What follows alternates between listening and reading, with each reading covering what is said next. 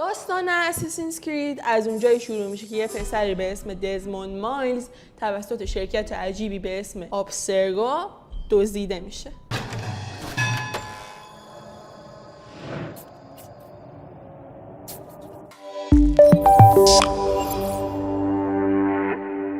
اونا میخوان از دستگاهی به نام انیموس استفاده کنن که میتونه با استفاده از دی ان ای خاطرات اجداد خیلی دور رو پیدا کنه.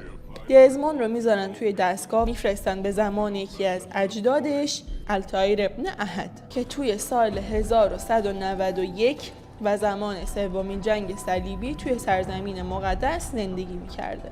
دزموند اولش مشکل داره با دستگاه، ولی بالاخره موفق میشه به خاطرات التایر وصل بشه. حالا بازی از دید التایر روایت میشه و هر از گاهی برمیگرده به زمان هال و دزموند. وقتی دزموند وارد خاطرات التایر میشه، لوسی و ویدیک کارکنان ابسترگو صداشون شنیده میشه. ویدیک توضیحی درباره انیموس میده و دزموند رو وارد برنامه تمرینی میکنه. بعد از تمرین دزموند شروع میکنه به دیدن خاطرات التایر. لوسی بهش میگه که باید با مرور خاطرات التایر ذهنش رو با خاطرات اون هماهنگ کنه تا به خاطری که شرکت دنبالشه برسه. Wait! There must be another way. This one need not die.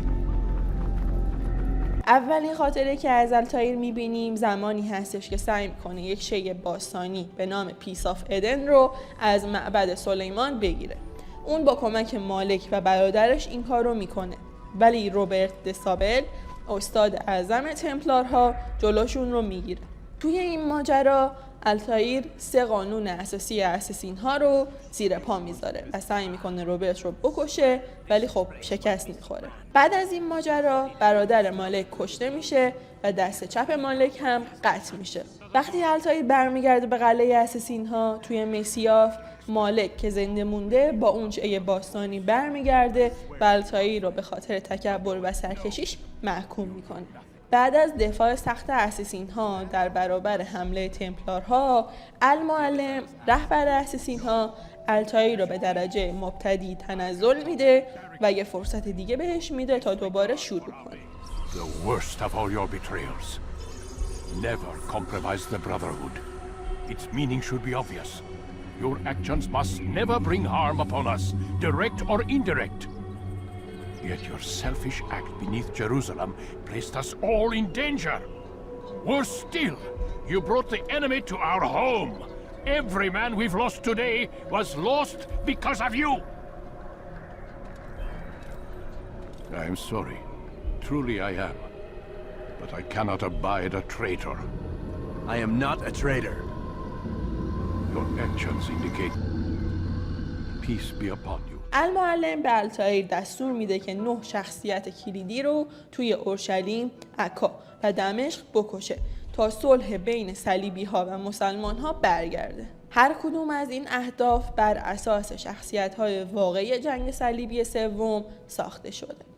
التایر هر کدوم از این آدم ها رو میکشه، میفهمه که همه اونا با روبرت و تمپلارها مرتبط هستن و هدفشون تموم کردن جنگ صلیبی و گرفتن سرزمین های مقدس هستش. با کشتن هر کدوم از این افراد، التایر متوجه میشه که روبرت قصد داره مسلمان ها و مسیحی ها رو علیه دشمن مشترکشون یعنی اساسین ها تحریک کنه. التایر روبرت رو جلوی ریچارد شیردل شکست میده، ولی نمیتونه شاه رو قانع کنه که پایان دادن به جنگ به نفع هر دو طرفه. از طریق روبرت میفهمه که المعلم خودش یکی از اعضای تمپلار هاست و از التایر استفاده کرده تا بقیه اعضا رو بکشه و گنجینه رو برای خودش نگه داره. Look at the power I command.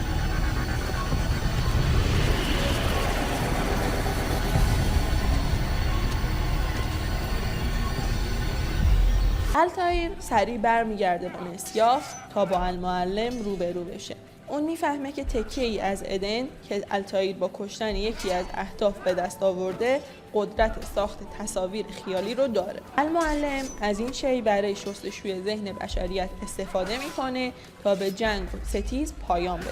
التایر قادر به دیدن المعلم واقعی میشه که در بین تصاویر خیالی پنهان شده بوده و اونو میکشه.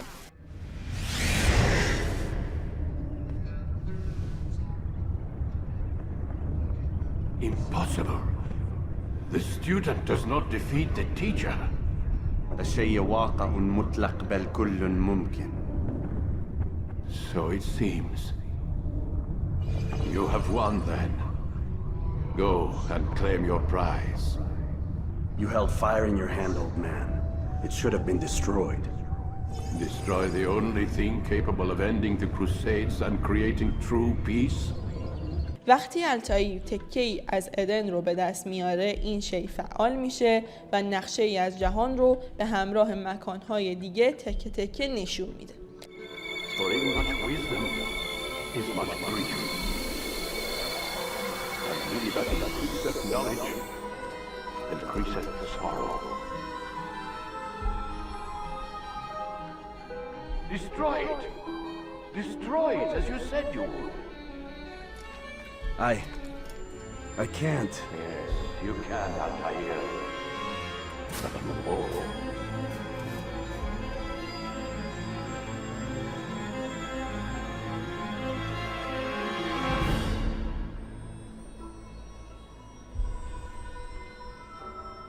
وقتی پروسه کامل میشه، دزموند میفهمه که آبسترگو متعلق به تمپلارهای مدرن امروزه و اونا از ذهن التایر برای پیدا کردن مکانهای دیگه تکه ها استفاده کردن.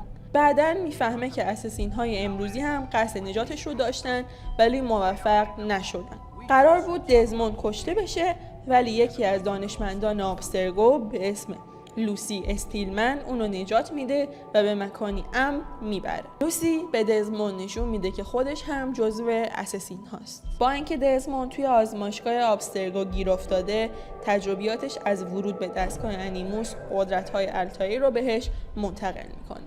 پیام‌هایی درباره آخرالزمان و پایان دنیا با خط و زبان‌های مختلف روی دیوار می‌بینه که همه به 21 دسامبر 2012 اشاره دارن. این تاریخی هستش که آبسترگو قرار داره ماهواره‌ای به فضا بفرسته تا به جنگ پایان بده.